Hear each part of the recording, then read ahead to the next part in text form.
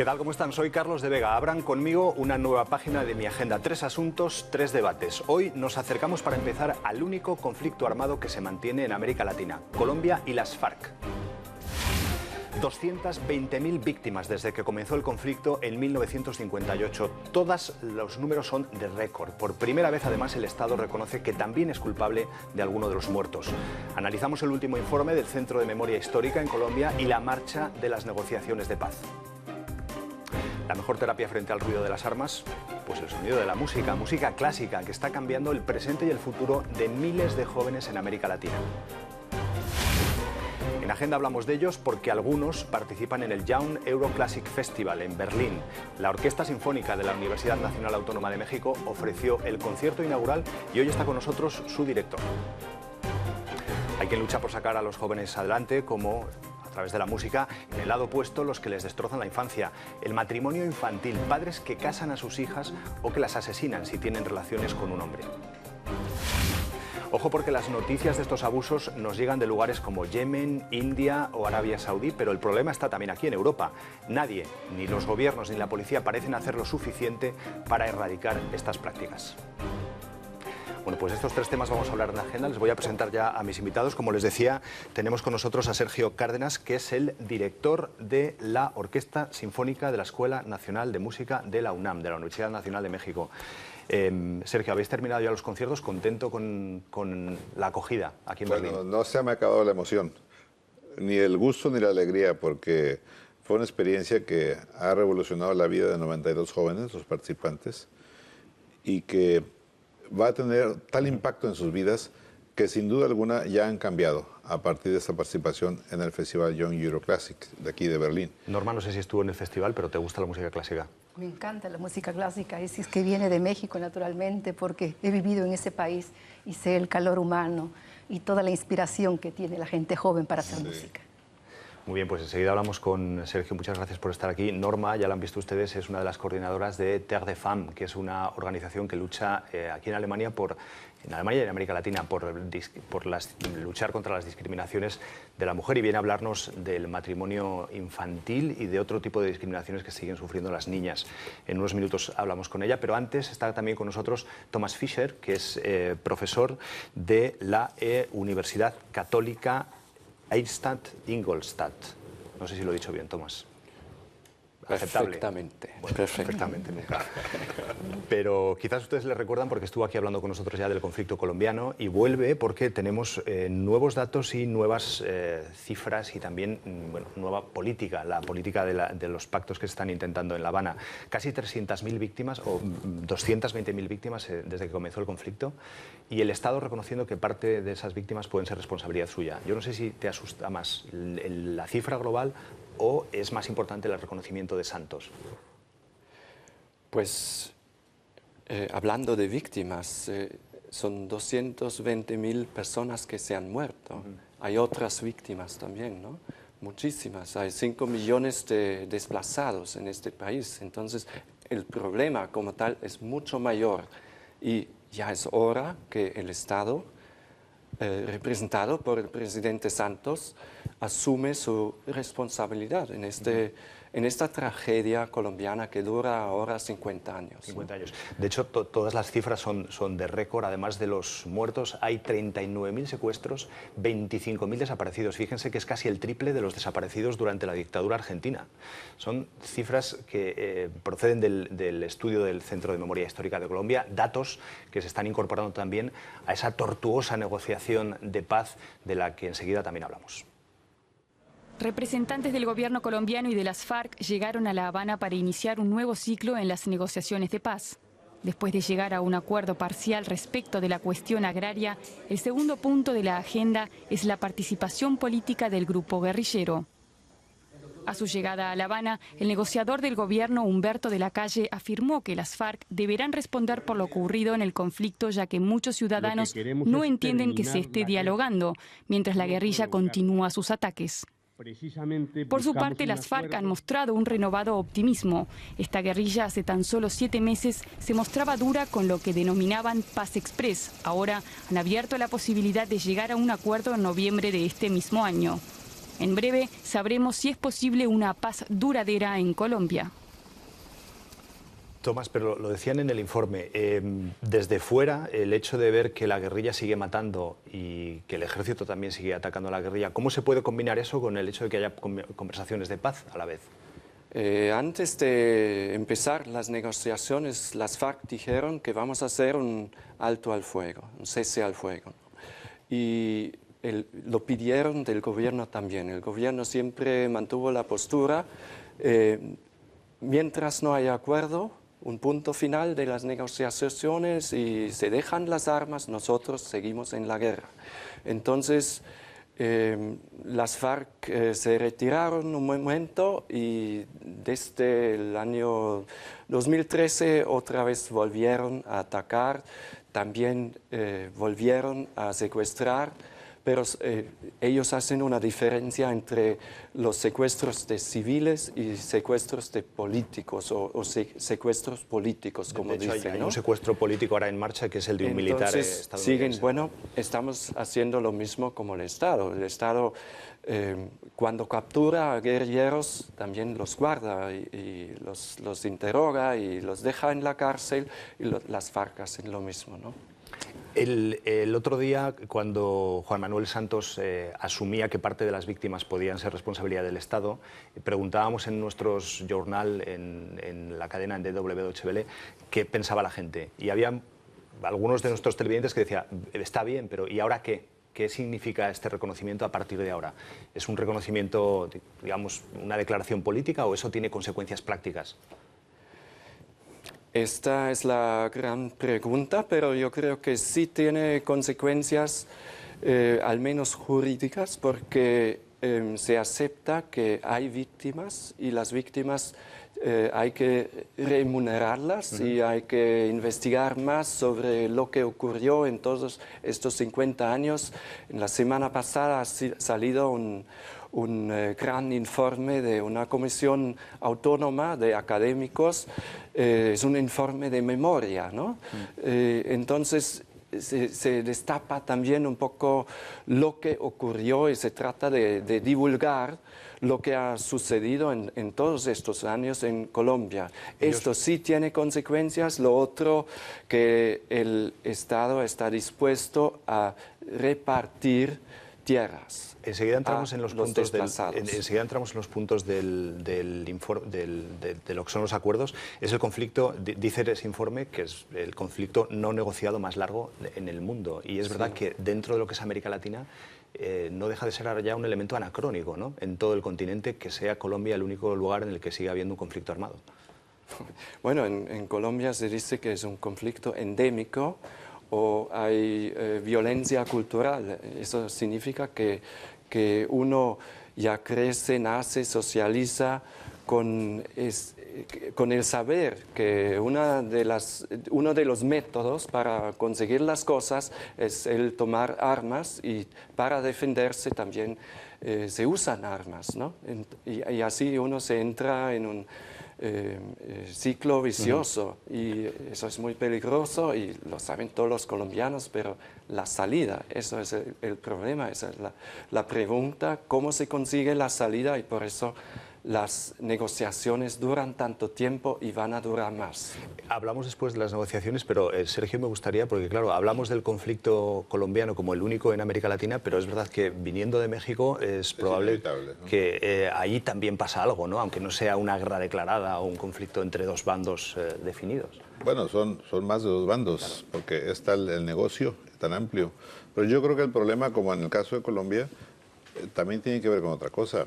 Es decir, el Estado se ha desentendido de muchas de sus tareas, de las encomiendas que debe asumir y hacer, esté o no en una... ¿Hablamos de México o hablamos de Colombia? De México. ¿No? Pero yo creo que aplica lo mismo, porque al menos supongo que en Colombia hacer algo similar, que en muchas partes de México estos grupos de narcotraficantes y de delincuentes, porque finalmente son delincuentes también, son ídolos de toda la región. Porque tienen tanto dinero, tienen tantas posibilidades de recursos, que construyen hospitales y escuelas y carreteras y les ayudan a los viejitos y les dan dinero para que, pues si no trabajan, puedan comprarse su sándwich, su torta, etcétera. O sea, cosas que debe hacer el Estado y que el Estado no hace, ¿no? Que finalmente ha creado vacíos, ¿no? En núcleos muy grandes de la sociedad y en territorios grandes, y llega alguien siempre a ocupar esos vacíos. Y ahora resulta que quienes los ocupan son los que tienen todas estas posibilidades. Ahora, ¿qué otra cosa pasa? Que estos grupos tienen armamento tan avanzado, tecnológicamente tan avanzado, que no hay policía ni ejército que pueda estar a la altura de eso, ¿no? En ese sentido. Entonces, es una enorme complicidad de otras que digamos, instancias aún externas a México, y que el gobierno mexicano está tolerando todo eso. O sea, Norma, yo no sé si cuando viviste en Perú, Sendero Luminoso todavía estaba en activo, ¿no? O sea, tú has vivido también la experiencia vital de estar en un país en el que existía un conflicto en ese momento, ¿no? Sí, y también ha sido muy fuerte. Para el caso del Perú hay muchas familias que hasta el momento no tienen ninguna información sobre los desaparecidos, ¿no? Hay mujeres que todavía están organizadas y siguen buscando y siguen solicitando y presentando sus solicitudes al Poder Judicial para poder dar esclarecimiento sobre ello. Hasta la fecha no hay casos. Hay ahora una iniciativa de un movimiento social y de algunos intelectuales de hacer un museo de la memoria. ¿Qué es lo que ha pasado en el Perú durante los 80 con la guerrilla de Sendero Luminoso? Hay un conflicto entre lo que es qué dice el Estado y qué dice la población civil. Hay que mostrar en esa exposición de la memoria lo que ha hecho también la matanza que han realizado los militares, o solamente hay que mostrar lo que ha hecho Sendero Luminoso, ¿no? En el caso de la población civil, en el caso de Colombia, sí que es verdad que hay mucho empuje por parte de los colombianos de querer lograr la paz, ¿no? No sé si eso es uno de los elementos de más potencia para que las conversaciones se mantengan. Sí, si uno mira a las encuestas, es notable que los colombianos, en su gran mayoría, sí quieren la paz. De esto no queda ninguna duda, pero mucha gente piensa que quizás es posible conseguir una paz light, y eso no habrá, ¿no? El camino hacia la paz va a ser largo, y el Estado también tiene que moverse, y las élites del país también tienen que moverse. Y la pregunta clave es la pregunta social, que es agraria en este país, ¿no?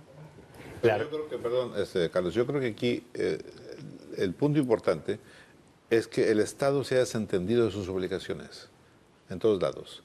¿Y a qué me refiero? A que finalmente los jóvenes y los profesionistas y demás ya tienen pocas perspectivas de futuro. Y yo he tenido experiencias en mi país, y no es que me alegre de ello, pero son experiencias terribles de cómo jóvenes, que serán de 15, 20 años, se dedican a asaltar con ametralladoras de alto calibre, AK-47 y de esas dimensiones.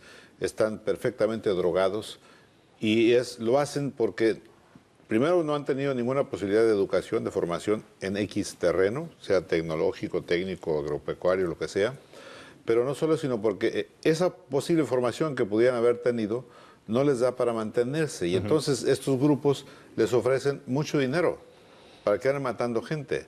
Pero eso, por aún ejemplo, a sabiendas, sabiendas de que esos grupos delincuentes los van a matar a ellos también, ¿no? Lo que pasa es que yo creo que aquí estamos viendo, claro, dos casos que son un poco diferentes, ¿no? Porque el caso mexicano y el caso colombiano, aunque la violencia esté presente en los dos países de forma distinta, es verdad que lo de Colombia conceptualmente es otra cosa, ¿no? Es otra cosa porque el conflicto ha empezado como conflicto político, claro, ¿no? Y detrás de eso es lo que pasa con el campo en este país, ¿no? Y así surgieron las guerrillas, y bueno, establecieron organizaciones muy poderosas, hasta 18.000 combatientes en las filas de las FARC en el año 2000, más o menos, ¿no? Y ahora tienen quizás 8.000 personas bajo las armas, pero entonces son ejércitos enteros. y tienen influencia en gran parte del país. Tomás, antes de... Perdón. Yo quiero decir el papel dirigente de la mujer que ha tenido en estos movimientos guerrilleros, tanto en México como en Colombia como en Perú. Han sido mujeres líderes que han confiado en este movimiento que ha sido dirigido a defender los intereses o los derechos de las grandes mayorías de los movimientos campesinos, de las mujeres campesinas, ¿no? Y de sus hijos. Pero cuando en los movimientos se empiezan a perder su dirección y la meta hacia esta población y empiezan a usar los mismos métodos de los militares, entonces también la mujer empieza a perder sus espacios de dirigencia. Entonces empieza la mano y el poder del machismo de los comandantes, ¿no? Y rezagan a estas mujeres a un segundo plano, y estas mujeres también terminan completamente desahuciadas, ¿no? Y desilusionadas de este nuevo proyecto de vida que ha tenido una meta, que ha tenido un fin, y que al final han sido mujeres que también han sido víctimas de violencia sexual, tanto por parte de los militares como también por parte de los propios guerrilleros. El Centro Nacional de Memoria Histórica cifra en 1.754 las víctimas de violencia sexual. Antes de cambiar de tema, me gustaría un poco ver el punto en el que están las negociaciones. Hay dos, el acuerdo agrario, el previo acuerdo agrario que se ha alcanzado ya, pero yo ahí al final el espíritu es devolver tierras a los campesinos para que las trabajen. ¿Y no va un poco esto en contra también del... Es decir, ¿tiene sentido realmente en el mundo en el que estamos que los campesinos puedan tener pequeñas parcelas que cultivar como solución a lo que es esa parte tan importante del conflicto? Bueno, eso es una gran pregunta. ¿Cómo se moderniza el país? Claro. Entonces, a través de latifundios o a través de tierras pequeñas, lo que exigen las FARC, lo que exigen los campesinos son tierras pequeñas, medianas, y piden apoyo en forma de créditos baratos, apoyo tecnológico, infraestructura y autonomía. Eso quizás es un punto controvertido en las negociaciones todavía, porque se dice, bueno, las FARC quieren establecer zonas de reserva campesinas, eso es la palabra que utilizan ellos, y allá buscan la dominación social, ¿no? Mientras el Estado dice, bueno, no queremos dejar al lado la opción de la minería, la opción de la gran agroindustria, la opción de la inversión extranjera, ¿no? Y muy brevemente ya la participación política, que es lo que está ahora encima de la mesa, ¿no? Esto estamos. ¿Es factible que se llegue a un acuerdo rápido y que permita que las guerrillas o las FARC entren dentro de la vida política? Tenemos un acuerdo, ¿no? El acuerdo en cuanto a la cuestión agraria, ahora están negociando la cuestión política. La cuestión política es la cuestión acerca de la participación de los guerrilleros en la política y del cambio del sistema político. ¿Qué hay que cambiar, ¿no? Esta es la pregunta. Entonces, lo que piden las FARC es una nueva asamblea constituyente para el país. Ellos dicen, bueno, hay que refrendar lo que acordamos allá en Habana. Lo que no quiere el gobierno dice que no es necesario. Entonces, allá tienen que acordarse, buscar una solución mediana. No sé todavía cómo podría ser. Lo siguiente que piden es la elección popular de altos puestos, como el fiscal, por ejemplo. También quieren la elección popular de la comisión del Banco de Administración del Banco de la República. O sea, son partes importantes del Estado. También quieren cambiar el Congreso. Así que son propuestas, ¿no?, sobre la mesa. Se sabe que se están negociando, pero la salida todavía no me queda muy claro. Y finalmente quieren participar en las elecciones, ¿no? Y el Estado dice, bueno, ustedes tienen que responder por los crímenes que han cometido, y la estrategia del Estado es hacer justicia a los capos, a los comandantes de las FARC, y no tanto a los medianos y a los soldados. En ¿no? cualquier caso, una negociación muy larga que lleva meses y que durará todavía meses, y con esas elecciones de por medio en Colombia, además, con lo cual seguiremos hablando de este tema seguro. Vamos a intentar dulcificar un poco la conversación yendo hacia un ámbito mucho más esperanzador, que es el de la música clásica. Música clásica como vehículo para eliminar la violencia, por ejemplo, para salir de la marginalidad, para crecer como personas, para educar a los jóvenes. Y todo esto logrando además conjuntos fantásticos como la Joven Orquesta Sinfónica Nacional de la Universidad de México. Hoy en Agenda tenemos el privilegio de tener como invitado a su director. Enseguida hablamos con él. El pasado viernes dio comienzo el 14º Young Euro Classics Festival en Berlín. El festival presenta las mejores orquestas juveniles de todos los continentes. Además de apoyar una nueva generación de músicos clásicos, este evento también pretende promover a jóvenes de familias desfavorecidas y darles perspectivas para un futuro mejor. El día también marcó un hito para la educación musical de los jóvenes en México. Fue la primera vez que una orquesta de este país participa en un festival internacional. La Orquesta Juvenil de la Universidad Nacional Autónoma de México tuvo el honor de tocar el concierto inaugural. La orquesta, integrada por 92 jóvenes, interpretó una mezcla de obras europeas de distintas épocas junto a obras mexicanas. Toda una apuesta de futuro. Es una orquesta, Sergio, unos conciertos para los que trajisteis desde México incluso instrumentos precolombinos, ¿no? Para las piezas que tocasteis mexicanas. Sí, pues se incluyó la obra que seguramente es la más espectacular del repertorio sinfónico compuesto por un mexicano, que es la suite de La Noche de los Mayas, una película de los años 40, finales de creo que el 38 debe haber sido, de Chano Urueta, a la que Silvestre Revueltas le puso música, y de esa música se llevó a cabo la configuración de toda una suite, o sea, una secuencia de las selecciones de esa película, 20 años después, y se le dio el nombre que originalmente tuvo la película, La Noche de los Mayas. Y claro, se toma como punto de partida esa grandiosa cultura prehispánica con tantas aportaciones de diversa índole, pero a mí me parece que esta aportación de Revueltas es una aportación a lo que yo considero lo grandioso y lo mejor de todas las manifestaciones mexicanas. Entre esos, los instrumentos, o sea, hubo teponaxtlis, hubo güiros, hubo las sonajas muy típicas de la música prehispánica incluso. Hay un comentario de uno de los cronistas de la conquista que cuando llegan a una fiesta de los aztecas era un ruido ensordecedor que lo sacó de sus casillas porque estaba acostumbrado a algunas polifonías ahí muy finas y demás.